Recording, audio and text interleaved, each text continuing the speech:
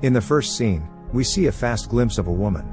We also see a man sitting at a cafe looking at his watch, noting that it's 9 minutes over 8. He suddenly turns to look at the entrance for a few seconds, but he gets disappointed and leaves soon after. Next, we are in Las Vegas where the man will perform a magic trick. We learn his name is Chris and that he will magically predict things before they happen. Chris brings up a girl from the audience and successfully predicts her necklace will fall off her neck. A woman and a man in the audience are looking at the act when the man suddenly asks the woman if she is serious about Chris. After the show, Chris tells us he is not getting paid much for his performance, and so he also gambles against the house, but only small deals to go unnoticed. He also tells us that he's not a god and can only see 2 minutes into his own future, except for when he saw that woman in the cafe. As he is gambling, the house starts to suspect Chris is tricking the deck, and in that same instant Chris looks up into the camera. They comment that it's like he can hear them. As they send security after him, Chris gets up to leave. He goes to switch his chips for cash so he can take off, but as he does he suddenly sees a man pulling his gun to rob the cashier, and when a cop tries to stop him, he shoots both the cashier and the cop. But in reality, it hasn't happened yet, and before the man has drawn his gun, Chris jumps on him and disarms him. 2 guards appear and tell Chris to drop the gun. He starts running through the casino to get out of trouble, and the guards start chasing him. However, since Chris can see the future, he begins to calmly walk around, doing things that make all the security guards trying to catch him fail to notice him. The security manager who is watching the monitor gets frustrated seeing all the guards missing him, even though he is walking around right in front of them. Chris makes it to the exit and steals a car, and a car chase ensues with the police. As Chris tries to evade them, he suddenly drives over a railway track and a train crashes into him. But again, it hasn't happened yet, and since Chris knows what is going to happen, he accelerates and manages to dodge the train, successfully escaping the police. Meanwhile, the woman from the casino, who we learn is an FBI agent called Callie, is watching a replay of the casino footage of Chris escaping, asking another agent beside her if he can explain it. He tells her he hasn't time because Russia is missing a 10-kiloton nuclear weapon, and they need every agent on it. But she convinces him that Chris may be an asset and he gives her 5 days to catch Chris. Callie then picks up the head of casino security and asks him what happened. After having explained that Chris looked up at them just as they started talking about him, she concludes you just have to enter his consciousness for Chris to see what you are going to do next. We then see Chris arriving at a garage, meeting an older man and giving him $20,000, to which the old man asks how he could ever repay him. They then start talking and the man tells him that he gotta forget the woman he sees in his head. But Chris tells him that he has already seen her show up at the cafe at 9 minutes over 8 and will stay till he meets her. Suddenly, Chris looks at his watch and senses Callie coming. The older man tells him to run, but he wants to stay to see what she has to say. She arrives and tells him about the nuclear bomb being smuggled into the US, and asks him to look ahead so they can get it. He assures her it's a magic act, but she doesn't believe him and mentions the stolen car and threatens to put him in prison. But he won't help, and suddenly cops rush in to get him. However, in reality Callie hasn't arrived yet. Chris just saw it in his head, and so he takes off.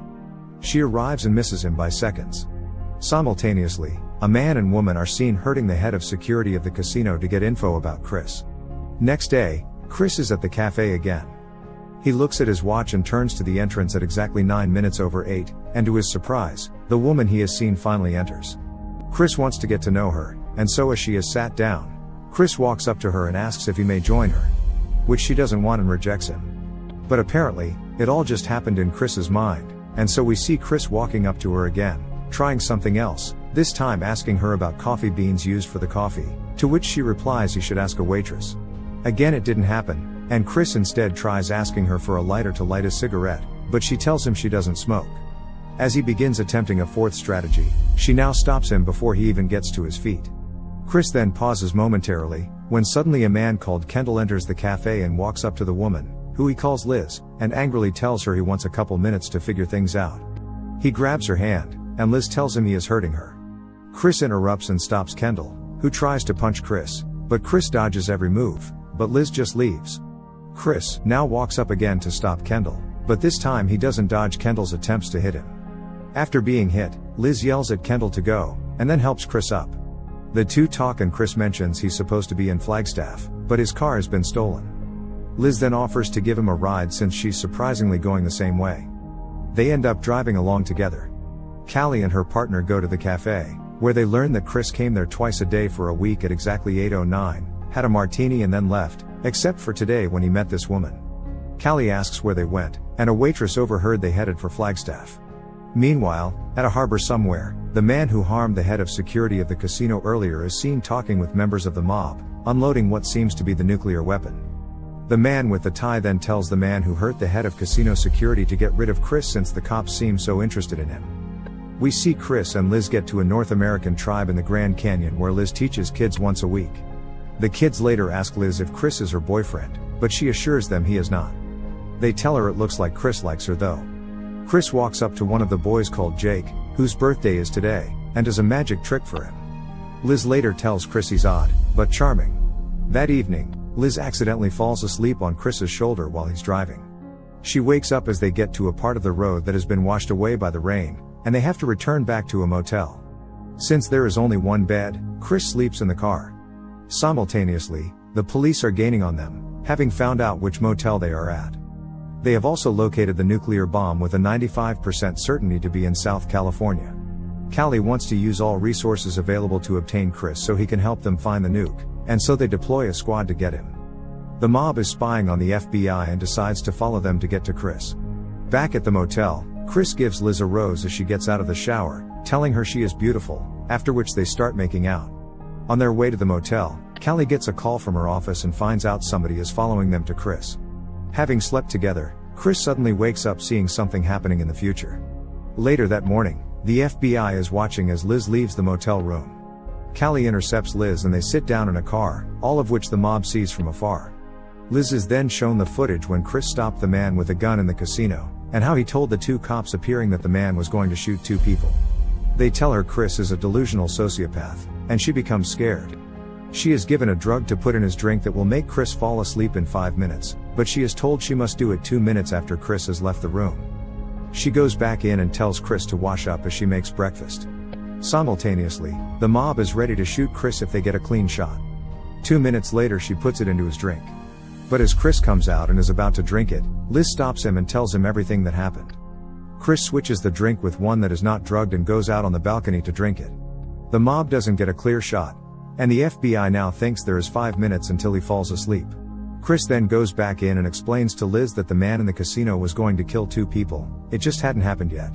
Liz thinks he is delusional, but to prove he is not, Chris switches through channels on the TV, quoting what people are saying on the TV before they say it. He explains he sees events in the future that will affect him, but only 2 minutes into the future, except when he saw her. She is overwhelmed and asks what the FBI wants with him, and he says it's concerning national security, but that he can't help them since 2 minutes is too short to be helpful. Chris gives her $10,000 in an envelope, tells her to read what he writes down on a paper, and then to wait exactly 45 seconds before doing what it says. Callie, who feels like something is wrong, rushes out and sees Chris going out of the motel room, looking right at her. Chris then looks at his watch, and then jumps down the cliffside.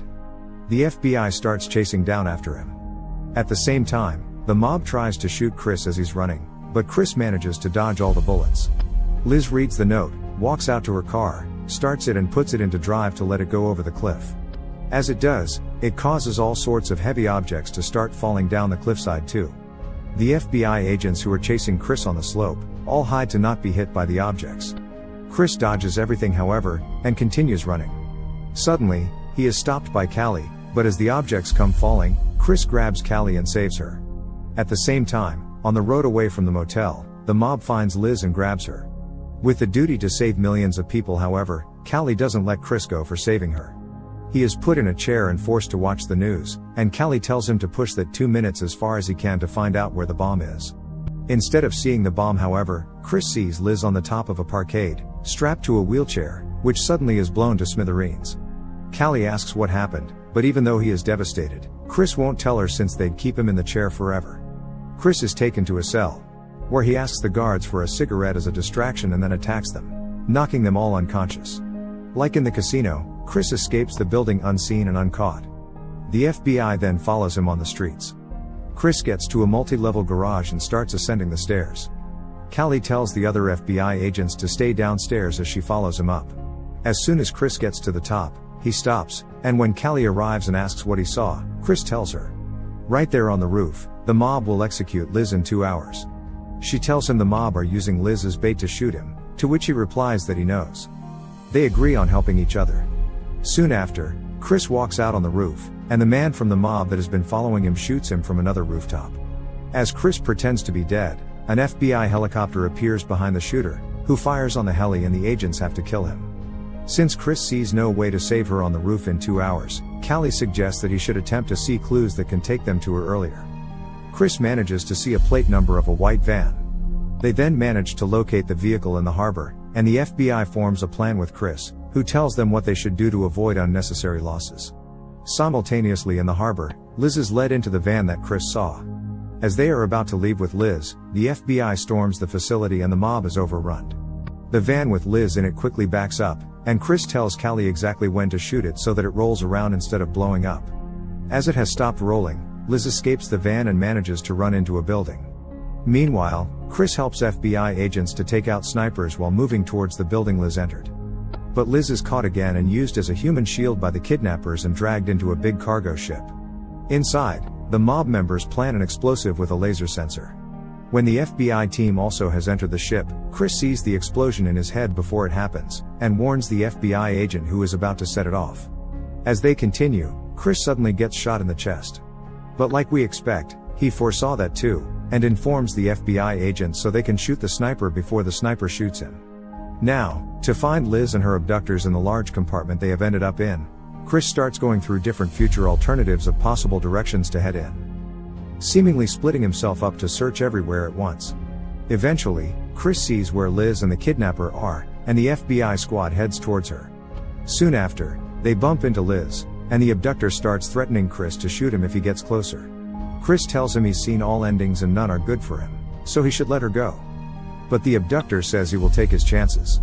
Chris then starts walking towards them and the man starts to shoot at him, but with Chris's extraordinary ability, he dodges every bullet. When the abductor has emptied his magazine and is out of bullets, he picks up the remote to blow the bomb that Liz is wearing. But Callie thinks fast and successfully manages to shoot the kidnapper dead.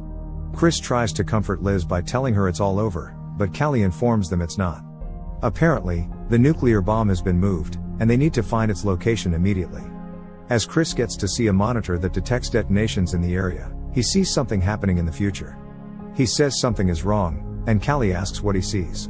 But Chris just says he made a mistake, and yells out it's happening now, and at that instant, the nuke detonates. Moments later, we see Chris lying in the bed at the motel, having foreseen everything.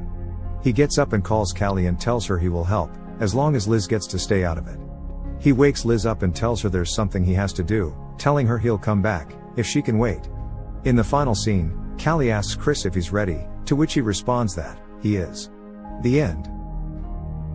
Thank you for watching. Make sure to subscribe if you'd like to see more videos like this and hit the like button to help us out. Until next time, take care.